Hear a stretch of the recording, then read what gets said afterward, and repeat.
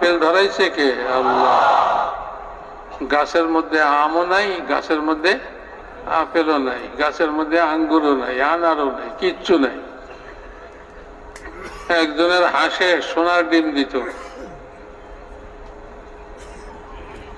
তো সে মনে করছে প্রত্যেকদিন একটা একটা করে দেয়, এদের পেটের মধ্যে না জানি কত সোনার ডিম আছে, এদের পেটটা ফাইড়া ফাইলে এক লোকে সবটি লয়ে ফাইড়া দেয়া যায়, একটা ডিমও নেই।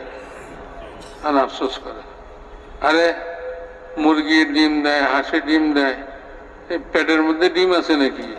ডিম তো আল্লাহ থেকে আসে, আল্লাহর খাজানা থেকে আসে। যে وَإِن مِّن شَيْءٍ إِلَّا عِندَنَا خَزَائِنُهُ وَمَا نُنَزِّلُهُ إِلَّا بِقَدَرٍ مَّعْلُومٍ। বাস,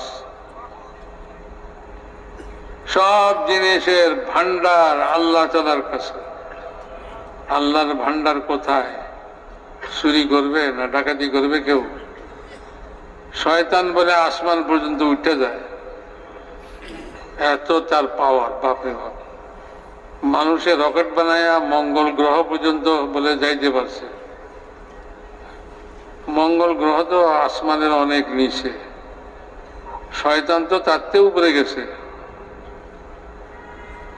তো শয়তানের লেঞ্জুর ধরলেই পারে ওরা, যে ভাই রকেট টকেট বানানোর দরকার নাই, শয়তানের লেঞ্জুর ধরেন। তো একজনে বলে শয়তানের লেঞ্জুর ধরছে, শয়তানের লয়ে চলছে। উপরে যখন আসমানের কাছে গেছে, ওখানে যখন ফেরেশতারা আগুনের গোল্লা মারছে, শয়তান তো ভাগছে, ও বেচারা ওইখান থেকে লেঞ্জুর ছুটে গেছে, ওইখান থেকে জমিনের উপরে পড়ছে, শেষ। তো শয়তান তো আসমান পর্যন্ত যায়, ফেরেশতাকে কথাবার্তা শুনে। বুঝছেন ভাই? হ্যাঁ,